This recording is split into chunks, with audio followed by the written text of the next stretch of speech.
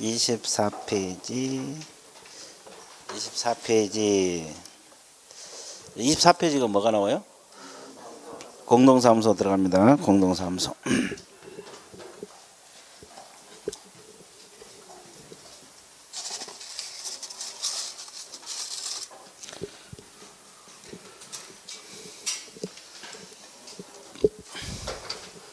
자, 준비되셨어요? 자, 공동사무소 들어갑니다. 자, 그러면 공동사무소는 뭘 말합니까요? 사무소를 같이 쓴다 이 뜻이죠? 예, 이 뜻이에요. 그래서 이제 가만 들어보세요. 법인 개공은 원래 분사무소 낼 수 있잖아요. 공동사무소 들 수 있어요? 예, 있습니다. 법인도 가능해요. 그러면 공인 중개사인 개공하고 중개인 이렇게도 공동사무소 낼 수 있어요? 예, 있어요. 자, 남양주시에 있는 A 개공하고 구리시에 있는 B 개공하고 이렇게도 공동사무소 낼 수 있어요? 아, 이렇게 지역이 달라도 가능합니다. 그러면 최소 개공은 몇 명 이상이 있어야 됩니까? 2명. 혼자서 사무소 내놓고 공동사무소다 하면 옆에서 뭐라 그래요? 웃기다 그래요. 그러니까 최소 몇 인 이상. 2인 이상 있어야지 공동사무소 내겠죠? 그죠? 혼자 내놓고 공동사무소다 하면 옆에서 웃겨요. 그죠? 자, 그러면 이제 이게 가장 문제잖아요. 어떻게 떨어져 있는데 공동사무소를 낼까? 그러죠? 그러면 이제 남양주시에 있는 A 개공하고 그다음에 구리시에 있는 B 개공하고 이렇게 각각 사무소를 내고 영업하고 있어요. 그죠? 그럼 이 둘은 어떤 관계입니까? A하고 B. 아, 친구 관계. 그렇지. 근데 어느 날 만났어요. 왜 만났더랬어요?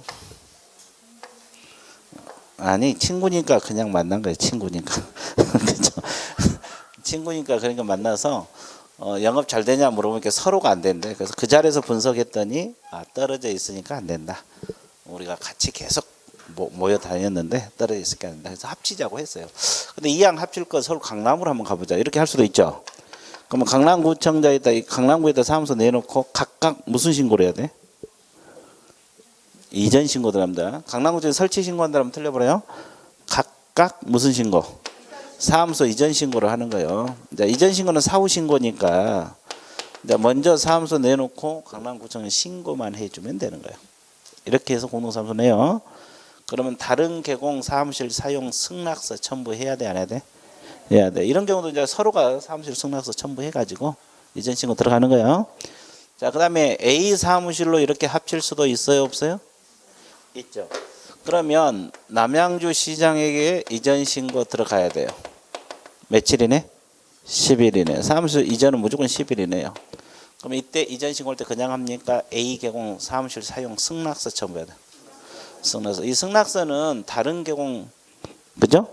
사용 승낙서요. 건물주 승낙서 아니에요. 자, 그러면 또 반대로 A가 B 사무실로 합칠 수도 있어, 없어? 있죠? 그러면 구리시장에게 승낙서 첨부해서 신고. 그죠?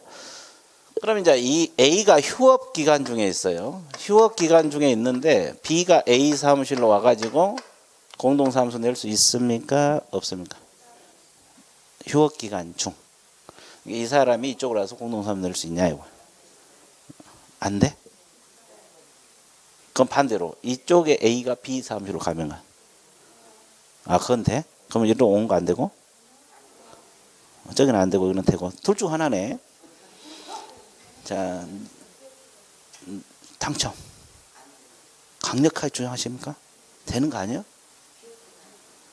휴업 기간이 안 돼? 강력히 주장하세요? 여기는 돼? 여기 된다는데?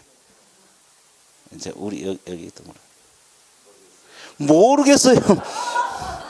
좋았어요. 우리 여기밖에 없다 여기. 안 돼요? 예, 됩니다. 휴업 기간은 돼요. 근데 이제 업무정지 기간 중에는 B가 A 사무실로 와서 공동사무소 낼 수 있어요, 없어요? 없어요. 이건 승낙서 내주면 안 돼.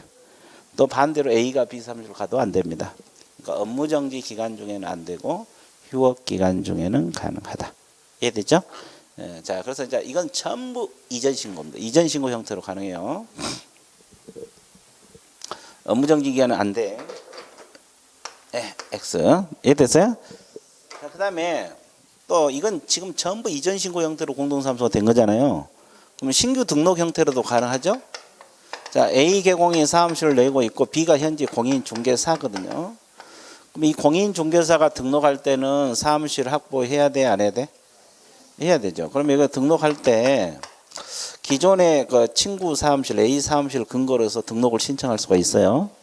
그럼 이제 B가 공인 중개사인 개공으로 바뀌어요, 안 바뀌어요? 바뀌어요. 그래서 이렇게 공동사무소 되는 거예요. 그럼 이때도 등록할 때 A 개공 후 사무실 사용 승낙서 첨부해야 돼, 안 해야 돼? 해야 돼요. 그러면 이것은 이전 신고 형태요, 신규 등록 형태. 이런 형태도 공동사무소 가능하다. 저런 형태도 가능하다. 여기까지 정리됐어요? 예. 그럼 운영은 어떻게 해요? 공동으로 합니까? 각각 합니까? 각각. 그러니까 여기 직원 고용한 것도 각각. 우리가 이거 등록증 자격증 게시하고 영업하라 그랬죠? 게시하는 것도 뭐다? 각각. 보험 드는 것도 각각. 그러죠? 다 각각이에요. 그러면 도대체 왜 공동사무소를 내요? 아, 그 월세 아끼려고. 이걸 경비 절감, 비용 절감, 또 상무 협조하고, 업무 협조하고, 정보도 교환하고, 이런 것 때문에 그래요. 여기까지 정리됐어요? 예, 그래서 이제 공동사무소 이 정도 정리하면 돼요. 어려운 거 하나도 없죠? 그죠? 그럼 어떻게 해야 돼? 밑줄구로 가야지. 자, 거기 설치 요건, 설치 요건에서 법인 개공 밑줄 거시고, 니은 종별 혼합 동그라미. 종별 혼합이 이거요. 여기요. 이렇게 종류를 혼합해서도 공동사무소 낼 수 있다 이 뜻이고. 그 다음에 디귿 등록 관청이 서로 다른 이것도 가능하다요. 등록 관청이 서로 다른 이렇게도 가능하다. 가능하다고 나와 있죠. 그리고 최소 몇 인 이상, 2인 이상. 그죠? 그럼 혼자서 공동사무소 내놓고 공동사무소 될 수는 없죠. 예, 2인 이상. 그 다음에 승낙서 제출 보세요. 첫째 줄 후단. 첫째 줄 후단은 개설 등록이라는 단어 나옵니다. 그리고 그 밑에 사무소 이전 신고 나와요. 자, 등록하고 이전 신고 동그라미. 동그라미. 동그라미 쳤어요?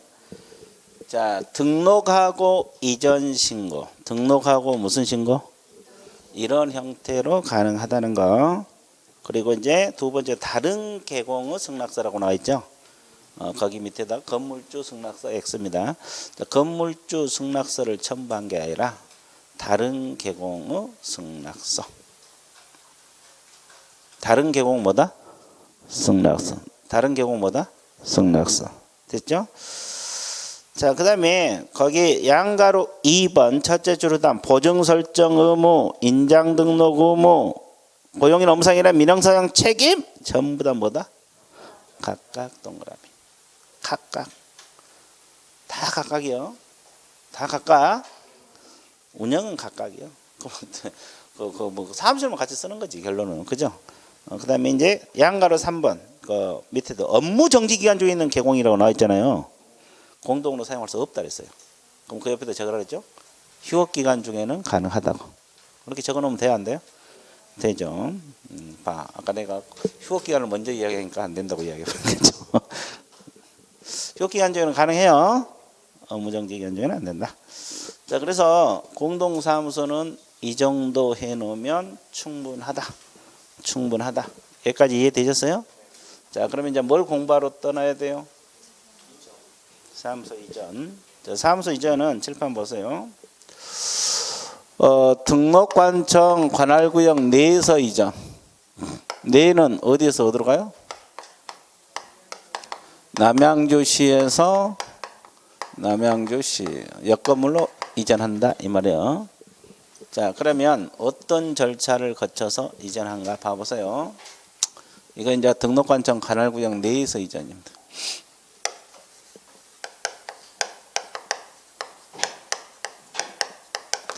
자, 그러면 이 개공입니다. 이거 한번 맞춰보세요. 이거요. 이게 뭘 것 같습니까? 지역? 아니고 등록관청. 등록관청이 누구예요? 남양주 시장. 자, 그러면 여기다가 사무소 이전 신고를 하게 돼요. 이전 신고입니다. 그러면 신고는 며칠 이내 한다 그랬어요? 10일 이내. 그러면 사전이란 말이요? 사후입니다. 그러니까 옮겨놓고 나서 10일 이내 신고가 들어가라 이 말이에요. 그럼 이때 고비 서류는 등록증 첨부를 해야 되는데 원본 첨부합니까? 4번. 원본. 등록증은 무조건 원본이에요. 왜냐하면 재발급 받아야 되니까. 그리고 이제 사무실 확보 증명 서류, 임대차 계약서 이런 거. 그럼 이제 등록증에 보면 사무소 소재지가 들어있어 안 들어있어? 들어있어. 그럼 여기서 이제 재발급 해줘요. 등록증 재교부, 등록증 무슨 교부? 이게 원칙. 그 다음에 기존 등록증에다가 변경사항 기재해서 교부할 수도 있다 없다? 있다. 자, 그러면 이 말은 위에 그 소재지 그어버리고 밑에다 새로 써서 줄 수도 있다. 두 가지요. 근데 이제 이게 전부요. 내는. 근데 이제 뭐가 있냐면 이 경우는 지방자치단체 조례가정한 수수료 납부해야 돼 안 해야 돼? 해야 돼요. 그 밑에 것은 안 와도 됩니다. 이제 이거의 차이예요.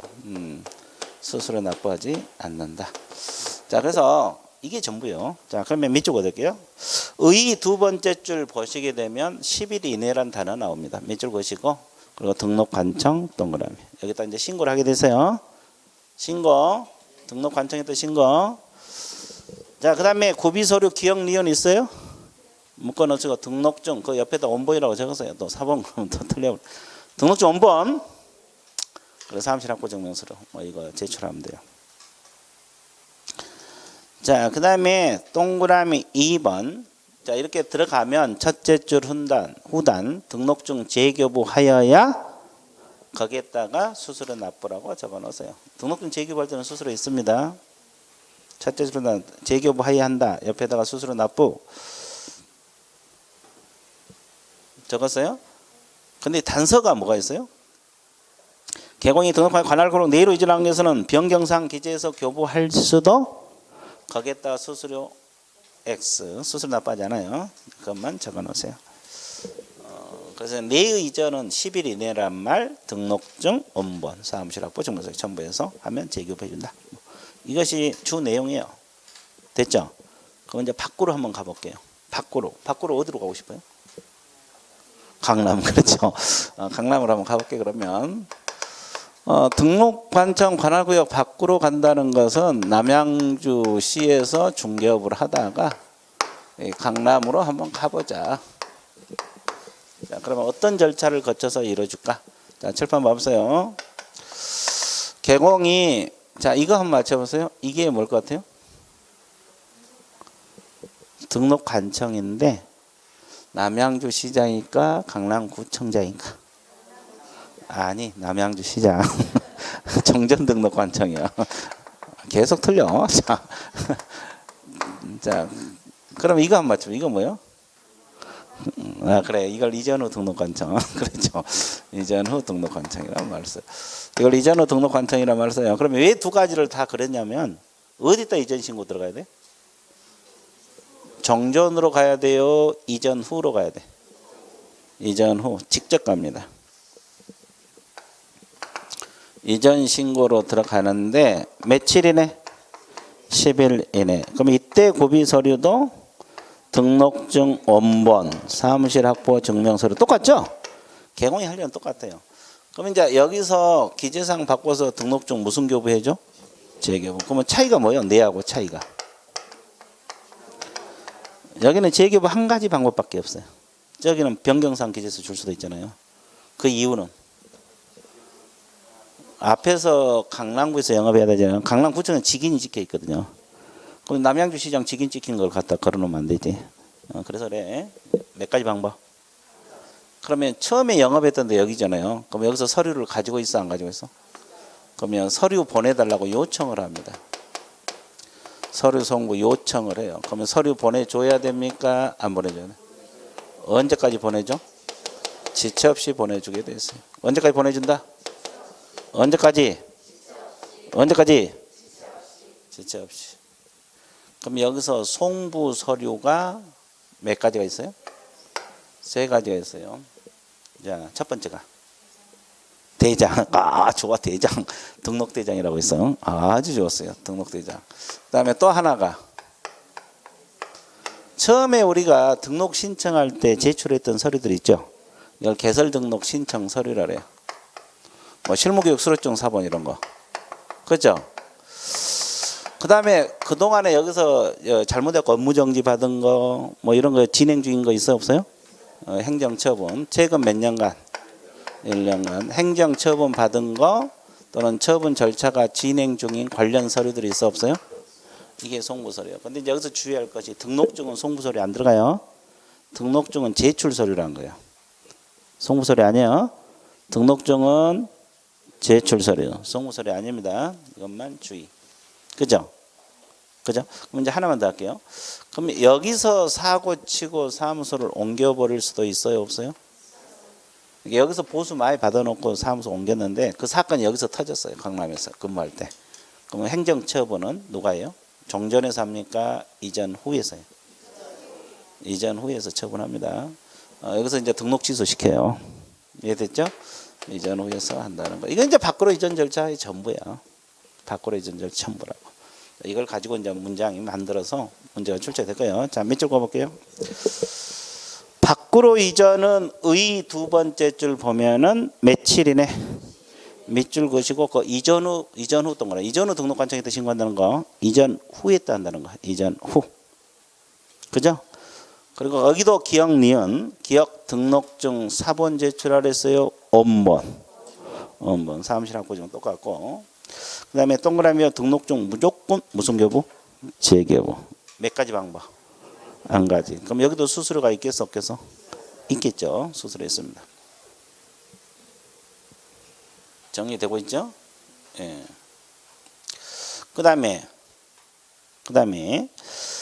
자 동그라미 3번 서류 송부 요청 및 송부 서류 그랬는데 그 두 줄 밑줄 그으세요. 자 신고를 받은 이전 후 등록관청은 종전 등록관청에 관련 서류를 송부했고 요청해야 된다. 이 경우 종전 등록관청 언제까지 서류 송부? 지체 없이 송부, 지체 없이 동그라미. 그래서 이제 송부 서류가 기억 후단에 보면 등록대장 밑줄.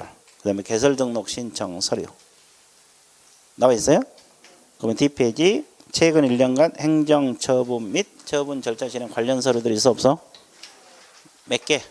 3개. 근데 그 옆에다 적어 등록증 X라고. 이 등록증은 송부 서류에는 안 들어가요. 나중에 시험에 섞어 내놓으면 또 헷갈릴 수가 있어요. 등록증은 제출 서류지 송부 서류가 아닙니다. 등록증은 송부 서류 아니에요. 송부 서류 아니란 거. 그것만 주의해 주면 돼요. 등록증 X 적어놨어요? 자, 그 다음에 26페이지 동그라미 4번. 자, 행정처분은 종전에서 한다 했어요? 이전 후? 두 번째 줄 후단. 이전 후 등록관청이라고 나와 있을 거예요. 이전 후 등록관청 동그라미. 여기서 행한다. 이렇게 나와 있죠? 그러니까 어디서 사고 쳤든지 간에 이전 후에서 행정처분을 행한다. 그렇게 나와 있습니까? 안 나와 있어요? 되게 쉽죠? 자, 그러면 자, 양가로 2번 제목이 뭐예요? 분사무소 이전 나왔어. 분사무소. 자, 분사무소 이전 칠판 봐보세요. 자, 머리 굴려보세요. A 법인 개공이 주사무소는 이 앞주에 어디다 설치했습니까 우리가? 아, 여기다 설치했냐고. 종로구에다 설치했어요. 이 앞주에. 근데 분사무소는 어디에다 설치했어요? 이 앞주에? 남양주시에다가 했어요. 근데 남양주시에 있는 분사무소를 구리로 옮겨요. 사무소 이전합니다. 그러면 주된 사무소는 움직입니까? 안 움직입니까? 이게 바로 분사무소 이전이야. 주된 사무소 움직이면 지금 배운 거 이거지. 그러면 이전 신고는 어디로 갑니까? 아, 주된 사무소로 가요? 종로구청장으로 가? 확실해요? 후회 없어요? 자, 일로 들어가요. 그러면 며칠이네? 10일이네. 그럼 구비서류도 등록증 대신 여기는 뭘 제출해? 신고필증. 이 신고필증에가 소재지가 들어있어요. 등록증과 같은 원리죠. 그 다음에 여기도 사무실 확보 증명 서류 제출합니다. 그러면 여기서 신고필증 재발급 해줘 안 해줘? 예죠. 이렇게 밖으로 가면 무조건 재발급. 재교부 해준다는 거요. 소재지 바꿔서. 그죠? 그러면 남양주시에서 남양주시로 분사무소를 이전할 수도 있어요, 없어요? 아, 있어요.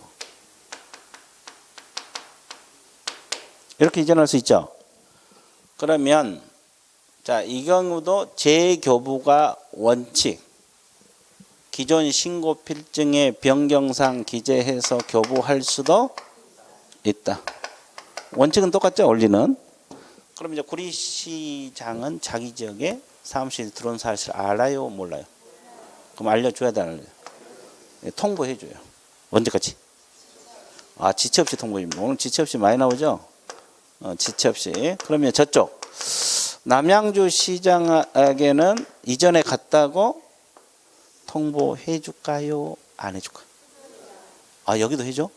양쪽 다? 예? 해줍니까? 네, 다 해준다는데. 여기도 언제까지?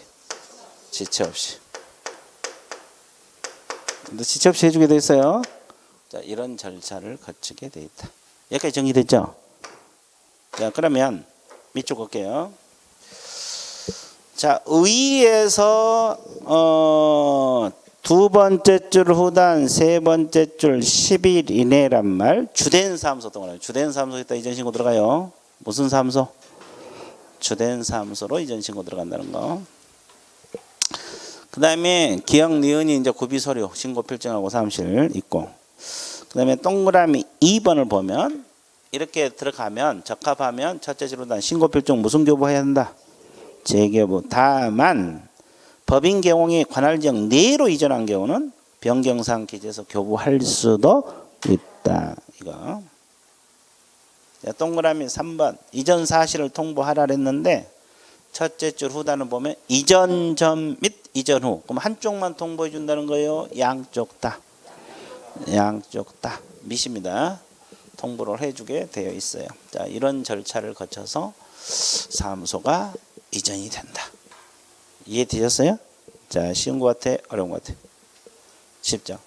그러니까 여러분들 이제 나중에 시험 보면 이제 100점 맞을 일만 남았다. 그렇죠? 100점 맞을 일만 남았다. 자, 그럼 이제 거기 자, 몇 절? 2절. 제목 한번 읽어보세요. 뭐라고 했어요? 개공 업무 범위 들어갑니다. 개공 무슨 범위? 업무 범위. 자, 이거 설명하고 밑줄 그을 테니까 칠판 봐보세요. 우리가 업무 범위는 크게 이제 두 가지 거기 나와 있어요. 업무 지역 범위가 있어요. 지역. 그리고 이제 겸업 범위가 있어요. 겸업은 매년 출제가 되고 있다 그래서요. 자, 그러면 지역 범위부터 들어갈 건데 지역 범위는 사실 공부할 게 없죠. 자, 법인인 개업공인 중개사가 있고 또 공인 중개사인 개공이 있고 또 중개인이 있어요, 없어요? 자, 법인의 업무 지역은 어디까지? 그러니까 남양주에 있는 주사무소가 남양주에 있는 법인 업무 지역은 어디까지? 전국에 있는 물건 다 중개할 수 있어요? 아, 남양주 곳하고 부산 곳하고 서울 곳하고 다 중개할 수 있어요? 전국이요. 전국에 있는 물건 다 중개할 수 있어요. 그러면 이렇게 법인 개공은 분사무소를 설치할 수가 있어요? 없어요? 있죠. 그러면 남양주에 있는 분사무소의 업무 지역은 어디까지? 아, 이것도 전국이요? 아, 전국이구나. 근데 법인 그러면 항상 따라 붙은 것이 무슨 법인? 특수법인 있잖아요. 지역농협 생각을 해보세요. 지역농협. 그럼 남양주시에 있는 지역농협의 업무 지역 범위는 어디까지? 아, 이것도 전국 중개해요? 참, 전국이에요. 그러면 원래 지역농협은 농지만 중개할 수 있잖아요. 그러니까 농지를 서울에 있는 농지, 부산에 있는 농지, 대전에 있는 농지 다 중개할 수 있다는 거지. 다 전국이에요. 공부할 게 없죠. 다 전국이니까. 그러면 여러분들 이제 학교 가면 공인중개사인 개공이 될 거 아니에요. 등록하면. 그러면 이분들은 업무 지역은 어디? 전국. 그러니까 공부할 거 없고 다 전국이요. 근데 이제 누가 문제예요? 이분들은 옛날부터 중개업 해오신 분들. 그러면 이분들은 자격증이 있습니까? 없습니까? 없죠. 그래서 이제 제한을 받는 거지. 원칙적으로는 사무소 소재지가 있는 시도만 할 수 있어. 시도할 때는 시는 특별시하고 광역시를 벌여. 그럼 남양주에 있는 중개인의 업무 지역은 어디까지? 경기도. 좋아. 경기도. 남양주뿐만 아니라 경기도까지 다 할 수 있어요. 근데 서울은 해 못해? 못해요. 근데 해봤어. 위반한 거죠. 어떤 제재? 그렇지. 업무정지. 아주 좋아서 이제 부드럽게 나오네. 업무정지 들어갑니다. 아주 좋았어요. 업무정지. 근데 이분들이 부동산 거래 정보망에 가입하면 업무지역이 확대가 됩니까? 확대가 가능합니다. 정보망이 공개된 것은 경기도 밖에도 가능하다. 정보망이 공개된 것만 그래요. 그래서 이제 이걸 알고 있으면 돼요. 그래서 뭐 크게 공부할 건 없어요. 다 전국이고 이것만 시도. 됐죠? 자, 그러면 지역범위 밑줄 볼게요. 26쪽에 양가로 1번 업무 지역적 범위 나와 있죠. 특수법인, 분사무소, 자, 공인중개사인 개공 다 전국이라고 나와 있죠. 그 다음에 2번 부칙 6조 2항의 규정은 개공, 이걸 줄여서 중개인이라는데 원칙은 사무소 소재는 시도 관할구역을 하며 그 관할구역 안에 있는 중개사를 중개할 수 있다. 이렇게 나와 있죠. 그 옆에다 제가 위반하면 뭐라고 써? 업무정지. 위반하면 업무정지. 업무 지역 범위 위반하면 업무정지. 업무 지역 범위 위반하면 업무정지. 적었어요? 근데 예외적으로 어디에 가입하고? 정보망에 가입하고 이를 이용한 중개하는 당해 정보망에 공개된 관할구역 외의 중개 대상물 가로로 묶으세요. 당해 정보망에 공개된 관할구역 외의 중개 대상물을 중개할 수 있다. 이 말은 경기도 밖에도 가능하다. 대신 정보망에 공개된 것만 그렇다. 여기까지 이해되셨어요? 자, 좋아요. 그래서 업무 지역 범위는 이 정도 정리를 하면 되겠습니다. 되게 쉽죠? 그러면 여기서 주의할 거. 중개인이 서공을 고용했었어요. 정보망에 가입하지 않고. 그럼 업무 지역이 확대되겠어요? 안 돼, 안 돼. 안 돼. 개공을 기준합니다. 자격증 있는 서공을 고용했어도 업무 지역 확대 안 됩니다. 자, 그러면 여기서 또 하나 짚고 넘어갈게요. 이제 겸업범위 들어갑니다. 이 겸업은 이것부터 잡고 들어가죠. 법인 개공은 원칙적으로 중개업만 하는 게 원칙이에요. 원칙은 어떤 것만 해야 돼요? 중개업만 하는 게 원칙인데 예외적으로 겸업할 수 있는 업종이 몇 가지? 6가지. 근데 시험은 6가지 여기서 거의 다 출제가 돼요. 여기서 거의 출제가 됩니다. 그래서 이제 오늘 겸업 깡그리 좀 해볼게요. 자, 이걸 합해서 개인이란 말을 써요. 개인 개공이란 말을 써요. 둘이 합해서 법인하고 대립해서. 자, 그러면 이분들은 원칙적으로 겸업이 자유롭습니까? 자유롭잖아요. 겸업이 자유로워요. 아주 자유로워요. 이게 중개업하고 편의점 같이 할 수도 있다 이 말이에요. 됐어요? 근데 예외적으로 여기도 못 할 수도 있어요, 없어요? 어떤 경우? 우리 공인중개사법에서 못하게 한다는 규정이 있을 수 있어, 없어요? 예를 들면 금지행위 있잖아요. 중개대상물 매매를 업으로 하지 말라. 됐어요? 이런 건 안 되고. 그 다음에 뭐 다른 법, 변호사법이라지 이런데 변호사법상 변호사 업무는 누가 해야 돼요?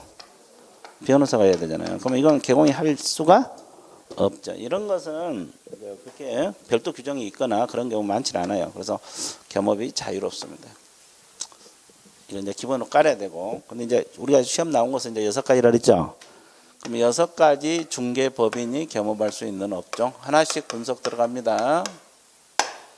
자, 거기 책을 보세요.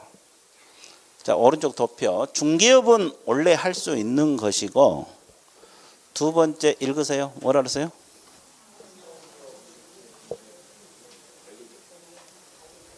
그렇지. 그러면 여기서 상업용 건축 및 주택이라 그랬어요. 임대 관리 등 이렇게 표현했죠. 임대 관리 등 관리 대행을 겸업할 수 있다. 이렇게 표현을 했습니다. 자, 그러면 여기서 주의할 것이 임대 관리 등 관리 대행을 겸업할 수 있다 그랬죠. 그러면 직접 임대 사업은 해 못해? 못해. 그 주의사항에다가 임대 사업 X, 임대업 X라고 적었어요. 자, 임대 관리 등 관리 대행을 하는 것이지 직접 임대업을 하면 된다 안 된다? 그것만 주의. 또 이거 주의하세요. 이거요. 이게 뭐라 그랬어요? 상가구 주택이요. 그러면 공업용 건축물, 농업용 건축물 그러면 맞아 틀려? 농업용 건축물 임대관리동 관리대행 그러면 틀려요. 농업용, 공업용 건축물은 된다 안 된다? 이것만 주의. 1번은 이 두 가지만 주의하면 끝나요. 됐죠? 자, 그 다음에 그 밑에 읽어보세요. 뭐라고 했어요? 부동산 이용, 개발, 거래에 관한 상담을 겸업할 수 있다고 했죠? 상담 동그라미. 이 상담 컨설팅을 말하는데, 자, 개발 밑줄. 이 개발에 관한 상담을 겸업해요. 그러니까 이 지역을 개발하면 좋냐 안 좋냐 고민 물어보면 상담해 주는 거. 그러면 직접 부동산 개발 사업에 뛰어들면 돼, 안 돼? 안 돼. 그 오른쪽에다 부동산 개발업 X. 직접 법인이 개발 사업에 뛰어들면 안 되고 상담해 준 걸 할 수 있다고. 됐죠? 그것만 주의. 그 다음에 세 번째가 누구를 대상으로? 개공을 대상으로 경영 기법 및 경영 정보를 제공하라고 나와 있죠. 근데 이것은 오로지 누구를 대상으로 한다? 그러면 일반인을 대상으로 한다. 이 지문은 맞아요? 틀려요? 틀려요. 됐죠? 그 다음에 네 번째.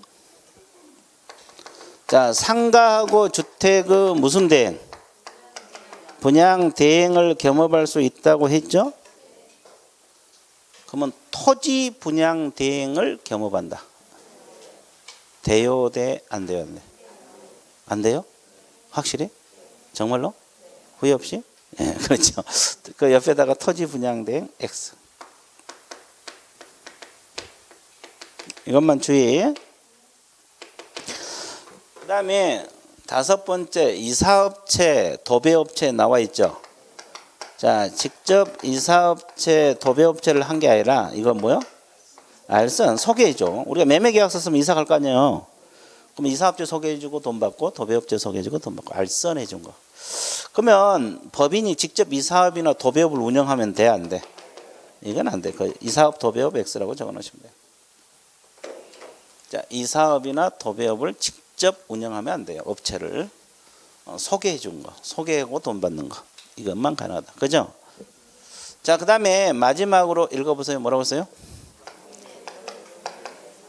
경매, 공매. 자, 권리 분석하고 매수 신청, 입찰 신청, 대리 겸업할 수 있다 그랬죠? 권리 분석이라는 건 뭐 소멸되는 권리, 인수되는 권리 분석해주고 돈 받고, 대리라는 것은 직접 낙찰을 받아주고 돈 받는 거예요. 자, 그러면 이 업종은 지금 법인이 하는 거잖아요. 그러면 공인중개사인 개공도 6가지 다 겸업할 수 있어요, 없어요? 뭐 관리 대행, 상담 다 할 수 있죠. 그것만 한 거 아니라 이거 노란 분필 있잖아요. 임대업이랄지 개발업이랄지 토지 분양 대행 이것도 할 수 있어, 없어? 있어요. 왜? 겸업이 자유로우니까. 자, 그러면 중개인은 어디까지? 5번까지만. 그러면 6법 경공매는 해요, 못해? 못합니다. 법에서 못하게 막았어요. 그래서 안 되는 거예요. 경공매는 못한다. 자, 그 다음에 이 겸업은 시험에 자주 나온다고 했죠? 자, 이거는 중개업이요, 겸업이요? 그러면 중개보수 규정을 적용받아, 안 받아? 안 받아. 그러니까 상담 5분 해주고 1억 받아 먹어도 초과보수에 안 걸려요. 그 양가로 2번입니까? 3번입니까? 양가로 3번 밑줄 그시면 돼요. 중개보수 규정은 적용되지 않고 합의한 보수입니다. 합의. 뭐 관련 법의 규정이 있으면 거기에 따르고 없으면 합의해서 많이 받아 먹어도 관계없어요. 초과보수에 안 걸려요. 자, 여기까지 이해됐어요? 또 하나. 법인 그러면 항상 따라붙는 게 무슨 법인? 특수법인. 그러면 지역 농협이 6가지를 할 수 있냐 이 말이에요. 6가지 할 수 있을 것 같아요? 없을 것 같아요? 한다 못한다? 확실해? 확실해? 못합니다. 왜 그러냐면 자, 지역농협은 우리가 농지만 하도록 돼 있잖아요. 그러니까 이 6가지 할 수 없다고 해석을 하는 거예요. 그 큰 2번에 나와 있잖아요. 양가리 2번. 큰 2번에서 양가리 2번. 6가지 업무는 할 수가 없다. 몇 줄만 거시면 돼요. 자, 그 다음에 이건 시험에 자주 나온다 그랬죠. 그러면 제재도 자주 나오겠죠. 이거 위반하면 어떻게 해요? 뭐 건설업을 해본다 할지. 건설업 못 하잖아요. 어떤 제재? 임의적 등록 취소. 아주 좋았어요. 그 적어 놓으세요. 제목 옆에다가 적든지. 이거 위반하면 임의적 등록 취소. 임의적은 전부 업무정지 될 수 있죠. 취소될 수도 있고. 그래서 이거 위반하면 임의적이요. 징역 벌금 없어요. 임의적 등록 취소. 임의적 등록 취소. 여기까지 이해됐죠? 이제 딱 하나 남았어. 하나. 공부할 거. 그러면 완벽해요. 자, 6번 끄집어낼게요. 6번 뭐가 있어요? 경매, 공매, 권리 분석하고 매수 신청, 입찰 신청, 대리 나와 있죠. 그러면 경매 권리 분석을 하고 그럴 때는 겸업 가능하다 그랬죠? 이건 법원에 등록하고 해야 될까? 등록하지 않고도 겸업이 가능할까? 아, 경매는 권리 분석은 등록 안 해도 돼요? 확실해? 예. 네. 그럼 공매 권리 분석할 때는 등록 안 해도 돼요? 안 해도 돼? 그럼 공매 대리 할 때는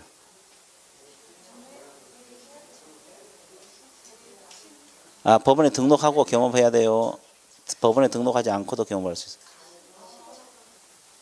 자, 힌트 드릴게요. 색깔을 보라. 이게 힌트요. 예, 붉은색이니까. 그러면 경매 대리 행위를 할 때는 법원에 등록해야 돼, 안 해야 돼? 이 법원에 이 대리 행위 한다고 그 법원 지방법원장에 등록을 해야 돼요. 매수신청 대리인 등록. 이해됐죠? 근데 우리가 중개업을 할 때도 개설 등록하잖아요. 같은 원리예요. 그러니까 이것은 법원에 등록하는 거예요. 등록하고 감독을 받게 돼 있어요. 그러면 근데 이제 권리 분석이랄지 공매 이런 것은 등록하지 않고도 겸업할 수가 있다. 근데 경매 대리 행위를 할 때는 반드시 법원에 등록하고 법원으로부터 감독도 받고 그렇습니다. 이해됐어요?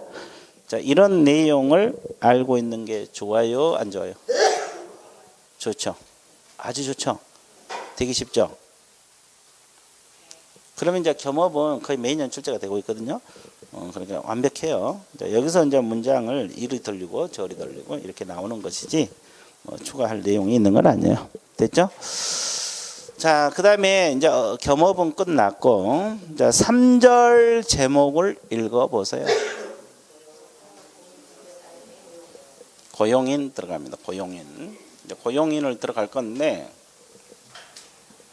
고용인은 누구 밑에 취업한 사람이요?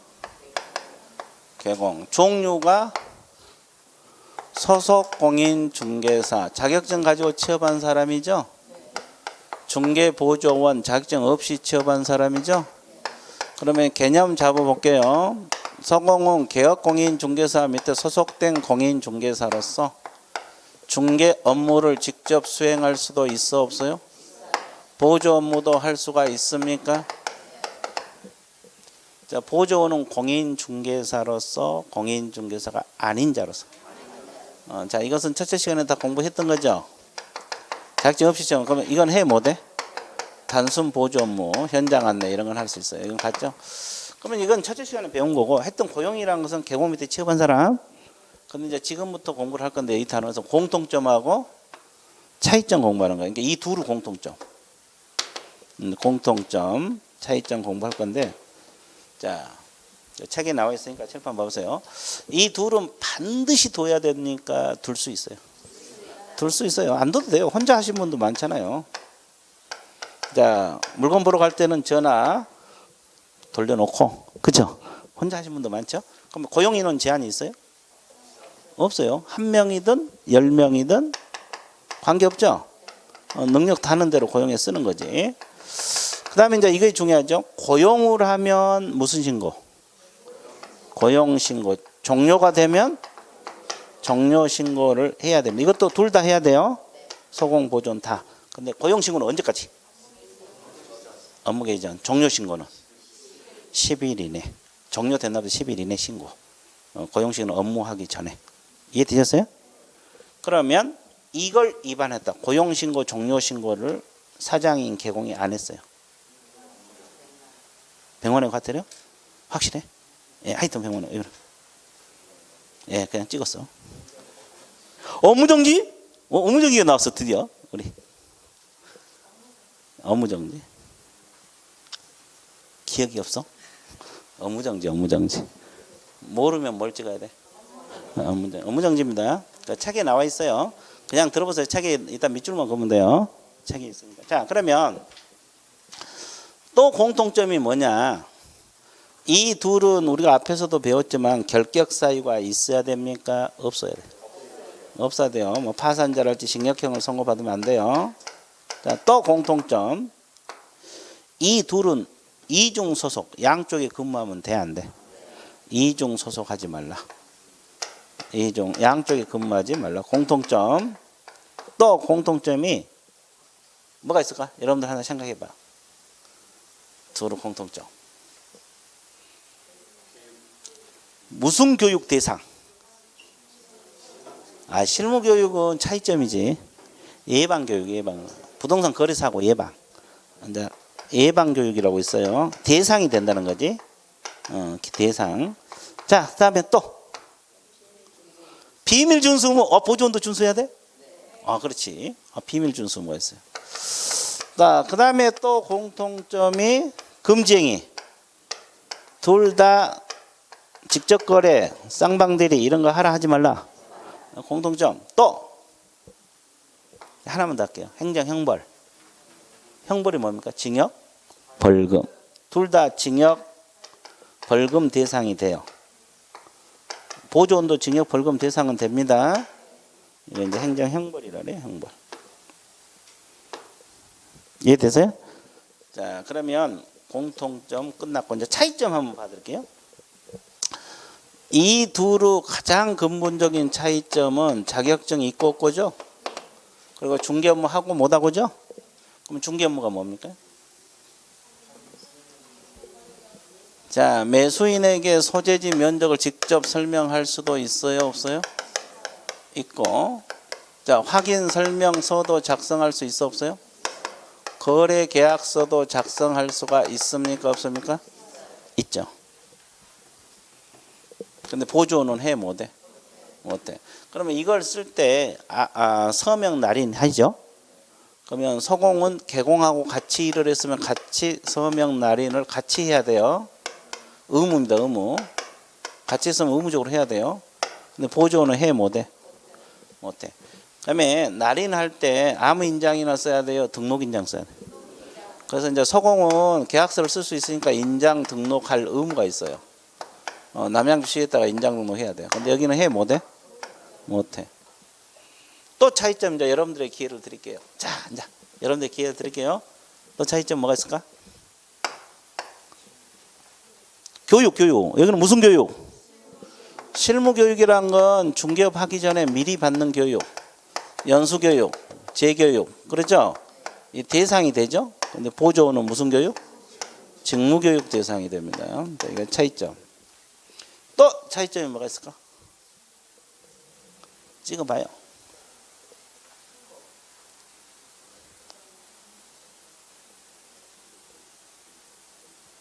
자, 하나만 찍어봐.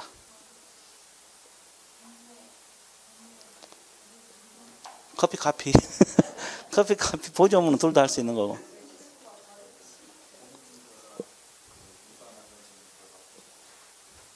벌 받고. 자, 행정처분. 그러니까 여기는 행정처분 제도가 있어요. 그 구체적으로 자격 취소하고 자격 정지 제도가 있어요. 왜냐하면 자격증이 있기 때문에. 근데 보조는 행정처분 자체가 없어요. 뭐 등록 취소, 업무 정지 이런 게 없어요. 또 품위유지. 그럼 품위유지는 누구만? 서공만. 여기서는 서공만. 보조는 있어 없어? 없어요. 그러니까 서공은 품위유지가 있는데 보조는 없어요. 그러니까는 이제 보조는 술 먹고 비틀거려도 된다 뭐 이런 거. 자, 또 금쟁이는 공통점이고. 그렇지. 부동산 거래 신고서 제출 대행. 부동산 거래계약 신고서 제출을 뭐 할 수 있다? 대행할 수 있다. 근데 보조는 못해. 이제 하나만 더 할게요. 계속 나오죠. 자, 찍어봐. 이걸 맞히면 이제 고수다, 고수. 몰라요? 생각이 안 나죠? 과태료. 과태료는 행정형벌이라래요, 행정질서벌이라. 질서벌인데 이건 대상이 됩니다. 예를 들어 자격증 취소됐을 때 반납하지 않으면 100만 원 과태료 들어가거든요. 보조는 과태료 없어요. 행정질서벌이 없다고. 이걸 행정질서벌, 징역벌은 행정형벌이란 말 써요. 자, 그러면 공통점 차이점 다 나왔어요. 그러면 책을 봐보세요. 그러면 여기서 그 책에 다 있는데 없는 것도 있어요. 없는 것만 적으면 되겠죠. 자, 그럼 봐보세요. 차이점이 먼저 나와 있네. 자, 가장 근본적인 차이점은 자격증 있고 없고죠. 서공만 있고. 그 다음에 서명 날인 의무는 누구만? 서공만. 행정처분도 누구만? 서공만. 자격취소, 자격정지 대상. 그리고 업무 범위, 서공은 확인설명, 확인설명서 작성, 거래계약서 작성을 할 수 있죠. 보조는 현장 안내, 일반서무, 보조 업무만 할 수 있죠. 자, 인장 등록 의무도 누구만? 서공만. 품위 유지, 신의 성실도 서공만. 교육 이선 서공은 실무교육, 연수교육. 보조는 직무교육. 자, 부동산 거래계약 신고서 제출 대행 가능은 누구만? 서공. 보조는 안 된다 그랬어요. 그 밑에다 적어. 자, 뭐가 없냐라면 차이점 이거 과태료. 이걸 적으면 돼요. 서공 밑에는 과태료. 보조 밑에는 X. 과태료 대상 그렇게 적는 게 좋겠네. 과태료 대상. 자, 과태료 부과 대상. 이건 누구만 있어요? 보조는 없어요. 과태료 부과 대상. 보조는 없다. 없어요. 이해되셨어요? 그 다음에 뒷페이지 공통점. 공통점은 이거 아까 얘기했잖아요. 고용인원 제한이 있다 없다? 없다. 그리고 이제 고용신고 종료 될 때 고용신고 종료 신고를 해야 되는데, 자, 둘 다 이건 다 해야 되죠. 근데 오른쪽 고용신고는 교육을 받도록 하는 언제까지 하라 그랬어요? 업무 개시 전. 업무 개시 전 몇 줄? 종료는 며칠이네? 10일이네. 그리고 위반하면 왼쪽에 업무정지 나와 있죠. 업무정지. 업무정지는 개공에게 부과돼요. 개공에게 업무정지. 개공이 신고를 해줘야 되거든요. 됐죠? 자, 그 다음에 또 공통점. 둘 다 결격 사유 있어야 돼? 없어야 된다? 둘 다 이중소속 하라 하지 말라? 둘 다 금지행위 하면 돼? 안 돼? 안 돼. 둘 다 비밀준수 있어 없어? 공통점. 둘 다 무슨 대상이 돼요? 예방계요. 그리고 행정형벌 동그라미 징역벌금. 징역벌금은 둘 다 있다는 거. 징역벌금은 둘 다 있어 없어? 징역벌금 둘 다 있습니까 없습니까? 확실히 있어요? 정말로 있어요? 후회 없이 있어요? 저 후회 없이 있구나. 자, 그 다음에 자, 거기 참고 표시 있죠? 도표 밑에. 그것 좀 지문 좀 익혀두세요. 서공 보조원으로 누구를 고용했다? 애공인. 결격 사유 해당하지 아니함을 증명서를 첨부해서 고용신고 들어가야 돼. 우리가 등록할 때도 애공인들은 결격 사유 없음을 증명서를 제출하라고 했죠. 그럼 고용인들도 마찬가지. 그 다음에 그 두 번째 참고 표시. 고용 신고를 받은 등록관청 동그라미. 등록관청은 자격증을 발급한 시도지사에게 자격 확인 요청, 자격 확인 요청도 해야 되고, 결격 사유 해당 여부하고 교육 수료 여부를 뭐 해야 된다? 확인 동그라미. 결격 사유 있냐 없냐? 교육 받았냐 안 받았냐?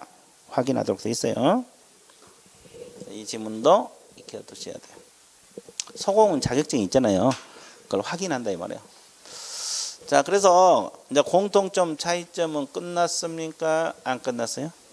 끝났죠. 근데 어려운 건 없어요. 공통점 차이점은 몇 번 읽으면 이건 쉬운 거고. 그다음에 이제 2번이 뭐예요? 이건 이제 중요하는데 이 업무상의 책임. 자, 이것은 내가 다 설명하고 밑줄 그어 드릴게요. 책 봐 드릴게요. 자, 그러면 고용인들이 사고 쳤을 때 누가 책임지느냐 이거죠. 자, 이 세 가지 책임 문제가 벌써 민사 책임. 민사 책임 뭐예요? 돈으로 배상한 거. 손해배상 책임이라 그래요. 그 다음에 무슨 책임이 있어요? 행정 책임이 있어요. 이것은 행정 처분을 말합니다. 뭐 등록 취소 이런 거. 그 다음에 형사 책임이 있어요. 이건 뭘 말해요? 징역 벌금을 말합니다. 징역 벌금을 하는데 양쪽 다 벌을 받는다 그래서 무슨 규정? 양벌 규정. 징역 벌금 부과받는 거 말이에요. 그러니까 직원들이 사고 쳤을 때 셋 다 발생할 수도 있고 일부만 발생할 수도 있다. 그렇죠? 그럼 이제 민사 책임부터 설명할 테니까 여러분들 감상만 하면 돼요. 감상. 아주 좋았어요. 자, 보고 있어요? 좋았어요. 개공 밑에 취업한 사람이 누구요? 고용인. 서공도 있고 보존도 있죠. 고용인. 근데 이 사람이 의뢰인, 취득 의뢰인, 매수 의뢰인에게 고의든 과실이든 중개행위를 하면서 고의든 과실이든 잘못해갖고 이 사람이 손해가 발생을 했습니다. 물건을 샀는데 물건을 샀는데 손해가 발생했어요. 얼마 발생했을 것 같아요? 그래 1억이라 합시다요. 그러면 피해자는 직접 고용인을 상대로 1억이라는 손해배상을 청구할 수 있을까 없을까? 있어요. 그래서 손해배상 직접 청구 가능합니다. 근데 이 사람이 돈이 없으면 배상받기 쉬워 어려워? 그래서 이 사람의 업무상 행위는 누구 행위로 본다? 그러면 개공에게 직접 손해배상 1억 원을 청구할 수 있어요? 없어요? 있죠. 그러면 이 사람이 동시에 청구할 수 있어요. 그러면 동시에 청구하면 각각 얼마씩? 5천씩이요. 각각 1억씩. 5천 1억 아니야? 1억 각각 1억씩. 자, 그렇다고 2억을 받는 게 아니에요. 어느 쪽에든 1억을 받아내면 다른 채무는 소멸이 돼요. 이걸 그래서 둘이 연대 책임진다 그래서 이걸 부진적 연대 책임 관계다 이렇게 표현을 해요. 그럼 5천씩 청구한다 가정을 해봐요.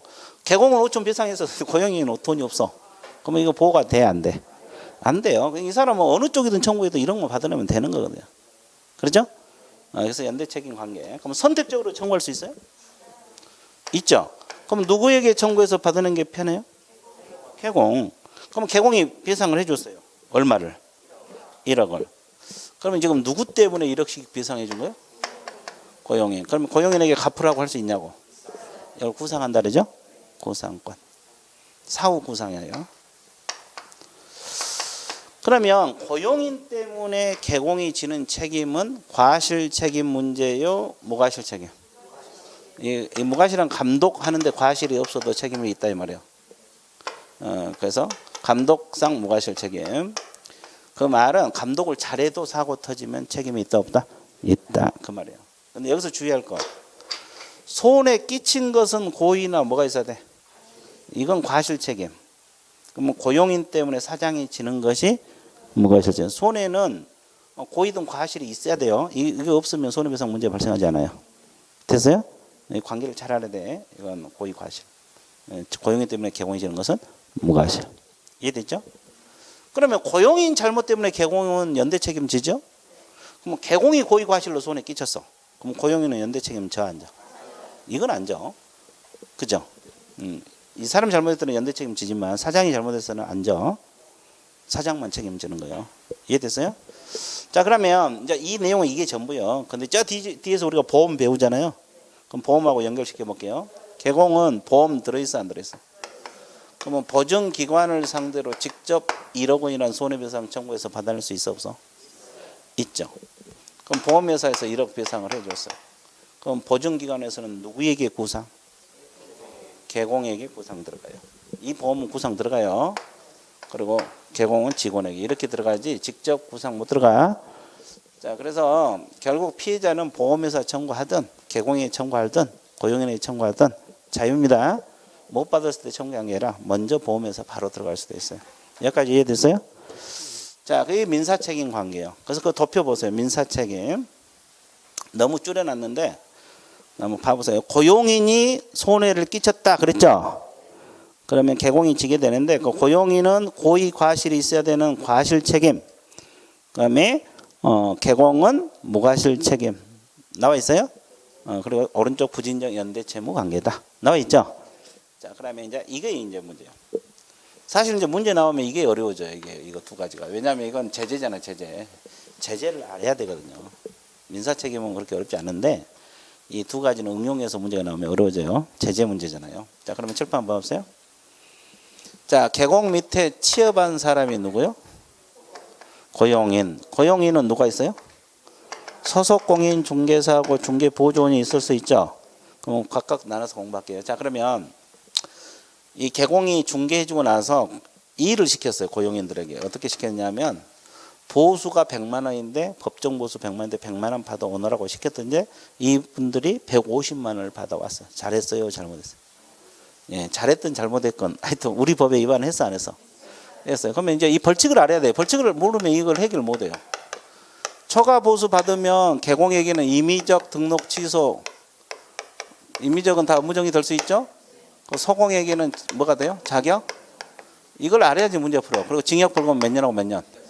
1년하고 1천년. 이걸 모르면 이건 해결이 안 돼요. 제재를 알아야 돼. 사유에 따라 다 달라지겠죠. 그러면 이제 하나씩 이 행정 책임이 이걸 묻는 거예요. 이거. 형사 책임이 징역 벌금을 말하는 거고. 이해됐죠? 그러면 이제 행정 책임부터 설명할게요. 그러면 소공이 초과 보수를 받았다 가정을 해봐요. 초과 보수를 받으면 무슨 정지? 정지 들어가요. 그죠? 근데 보조원이 초과 보수 받아도 처분이 있어 없어? 없어요. 이건 뭐 처분할 게 없어요. 근데 이 사람 행위는 곧 누구의 행위로 본다? 그럼 개공이 보수 더 받은 거 똑같아요. 그러니까 뭐야? 등록이 취소될 수가 있다. 임의적 등록 취소. 임의적은 다 등록 취소 안 하고 업무정지 내릴 수도 있죠. 이게 행정책임 관계예요. 그러면 개공은 잘못이 없더라도 직원 때문에 등록 취소 당할 수도 있어 없어? 행정 책임 때문에. 그럼 이제 형사 책임 들어갈게요. 형사 책임은 징역 벌금을 말하죠. 그러면 보조원도 징역 벌금 부과될 수 있어 없어? 소공도 부과될 수 있죠. 초과 보수 받으면 1년하고 1천. 그러면 그를 고용한 개공은 잘못이 없더라도 양벌 규정에서 벌금형이 부과될 수 있다 없다? 있다. 여기가 1,000만 원이면 여기도 1,000만 원이야. 여기가 3천이면 여기도 3천만 원이야.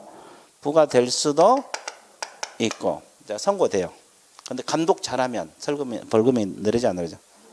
안 내리죠. 이게 단서가 있어요. 단서가 감독을 잘하면 벌금이 선고되지 않는다. 그러면 이것은 무과실 책임이 아니라 과실 책임. 형사 책임은 과실 책임 성격을 갖고 있어요. 민사 책임은 무과실 책임 성격을 갖고 있고 형사 책임은 과실 책임. 감독 잘하면 벌금 안 내려지니까. 이 내용이 이게 전부예요. 근데 주의할 거. 우리가 이 앞주에 배울 때 300만 원 이상 벌금형을 선고받으면 결격사유라고 했죠. 그러면 직원 때문에 1,000만 원, 300만 원 벌금 받았다. 결격이다 아니다? 아니에요.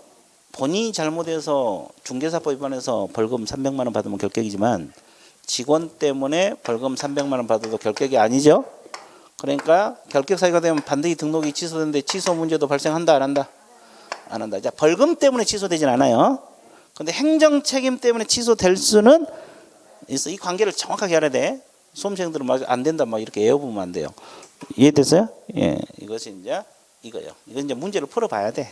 이걸 이해를 전제로 깔아서 문제를 풀어봐야 돼. 연습이 필요합니다. 왜냐하면 이 양벌 규정 가지고 여러 가지 갖다가 자격 취소 갖다 붙이고 금지행위 갖다 붙이고 결격 사유 갖다 붙이고 그런 문제가 어려워져요. 다 알아야 되거든요. 그러니까 이게 이 내용에다가 자격 취소 갖다 붙이고 금지행위 갖다 붙이고 결격 사유 갖다 붙이고 그런 문제가 어려워진다고. 이런 거 문제 푸는 요령이 또 필요해요. 이해되셨어요? 근데 일단 기초를 튼튼히 닦아놔야 돼. 그런 것은. 여기까지 정리됐습니까? 그래서 이게 형사책임 문제다. 그래서 이제 거기 교재는 너무 줄여놔서 대충 볼게요. 행정책임은 고용인이 금지행위 위반, 이 말은 초과보수 받았다 가정을 하면 서공에게는 무슨 정지? 보조는 처분이 없다 그랬죠. 근데 사장은 등록이 취소될 수 있고 업무정지 받을 수도 있다 없다? 있다, 그렇게 나와 있고. 형사책임, 고용인이 징역 벌금 대상이 되면 그를 고용한 경우는 벌금형을 과하죠. 근데 감독 잘하면 벌금형이 선고되지 않는다 그랬죠. 그래서 그 가로 안에 과실책임 성격이다 이렇게 나와 있어요. 그래서 양쪽 다 벌을 받는다 그래서 무슨 규정? 양벌 규정, 이렇게 정리가 되고 있어요. 그래서 이제 직원 때문에 사장이 지는 책임은 셋 다 발생할 수 있고 일부만 발생할 수도 있다. 이런 관계를 여러분들이 알고 있으면 좋습니다. 자, 그러면 잊어먹으면 어떻게? 또 하면 돼요. 문제 풀 때 또 할 거예요. 그러면 이제 여기까지 한 걸 기념해서 어떻게 해야 돼? 그렇지. 그건 다 마치네. 시식 같습니다.